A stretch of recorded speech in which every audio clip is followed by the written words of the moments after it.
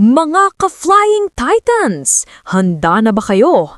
Dahil mukhang hindi lang simpleng shuffle ang nangyayari sa Choco Mucho ngayon. 1, 2, 3, 4 na players na ang nagpaalam. At ang tanong ng lahat, rebuild na ba to? Or simula ng mas malaking pagbabago sa Choco Mucho? Pag-usapan natin yan dahil opisyal na umuusad ang makeover ng Flying Titans. Unahin natin ng isa sa nasa listahan ng mga umalis, Aduke Ogunsanya. Matapos ang 3 taon sa Choco Mucho, tapos na ang kanyang chapter bilang Flying Titan. Si Aduke, 29 years old, ay sumali sa Choco Mucho noong 2022 matapos niyang magdesisyon na mag-pro. Kung maaalala nyo, nasabayan ng pandemic ang UAAP career niya, kaya parang bitin ang collegiate years niya. Pero kahit ganon, champion pa rin siya. May titulo siya kasama ang LaSalle at F2 Logistics, kaya nung dumating siya sa Choco Mucho, ang tingin ng marami, ito na yung veteran presence na kailangan ng team, lalo na't puno ng dating Ateneo stars ang Flying Titans. Pero sa kasamaang palad, hindi naging madali ang PVL journey ni Aduke. Noong 2022 Invitational Conference, tinamaan siya ng ACL injury sa kaliwang tuhod. Matagal siyang nawala. Mahabang rehab, mahabang paghihintay, at nung akala ng lahat, okay na, babalik na siya. Boom! ACL injury ulit, this time sa kanang tuhod noong 2024 All-Filipino Conference. Imagine mo yun, 2 ACL injury sa magkaibang tuhod. Hindi biro yan para sa kahit sinong atleta. Dito natin makikita na minsan kahit gaano kagaling, hindi talento ang kalaban, kundi katawan. At mukhang dito na rin nagdesisyon ng Choco Mucho na kailangan na naming mag-reset. At mukhang hindi lang si Aduke ang nagpaalam. Kasama rin sa mga umalis si Bia General, isang 30-year-old libero na nakuha ng Choco Mucho mula Signal noong simula ng 2024 season. Siya ang tinapik para pumalit kay Denden Lazaro Revilla na noon ay papunta na sa Creamline.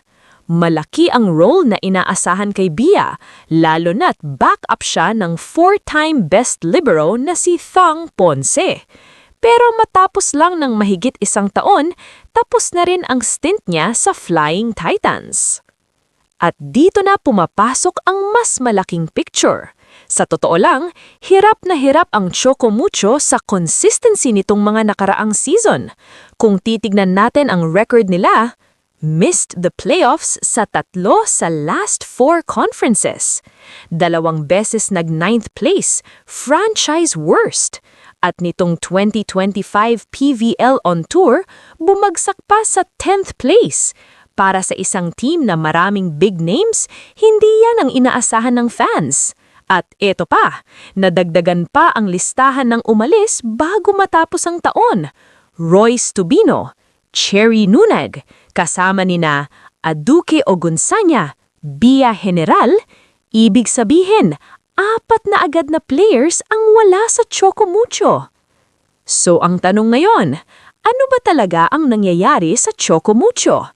Simple lang ang sagot, roster reset, re-evaluation, possible rebuild. Hindi man nila sinasabi officially, pero malinaw na may bagong direksyon ang Flying Titans.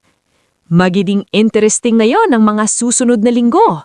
May paparating bang bagong mabagsik na pangalan? May kukunin bang rookies or younger talents? O may papasuking big-name free agents? Isang bagay ang sigurado, hindi na pwedeng status quo. Mga ka-joust volley, ano sa tingin nyo? Tama ba ang pag-reset ng Choco Mucho?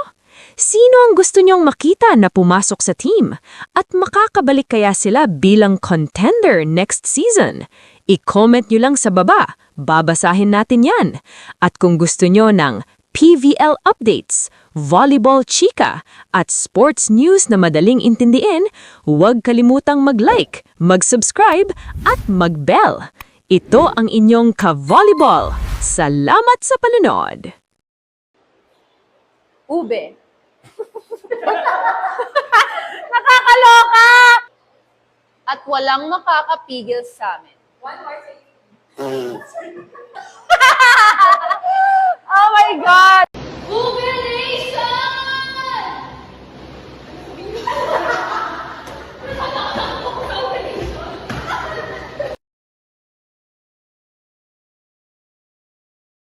Kaya ako lagi maka-extension din ako. Ngayon na, naka-natural nails lang ako. Ay, naku. Andito yung mga fans mo! Why don't they kumiti ka? Ay, naku!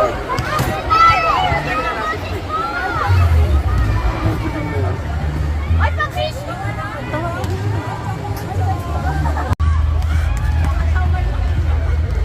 Pansinin mo naman ako!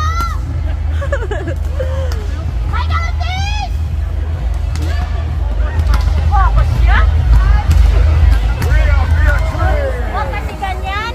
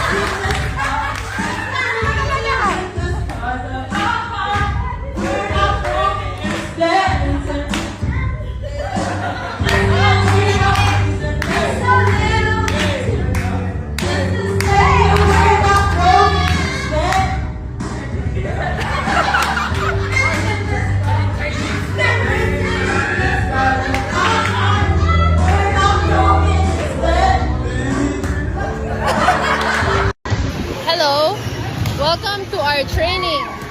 And today we're wearing orange. Orange. Guys, welcome to our vlog. Today we are wearing orange, the favorite color of Coach A, because his phone case is orange, and the button is orange, and the timer is orange. Red orange, red orange. Oh, sige na. Ay, pasok sa loob.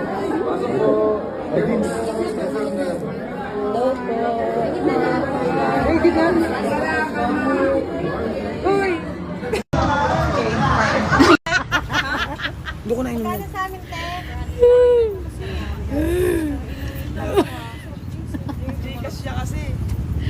Please blink. Gumagano. Please blink.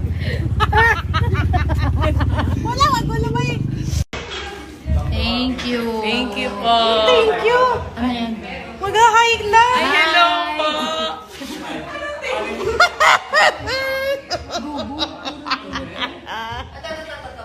Thank you, Dax. Dax, thank you, Dax. Hey, Dax.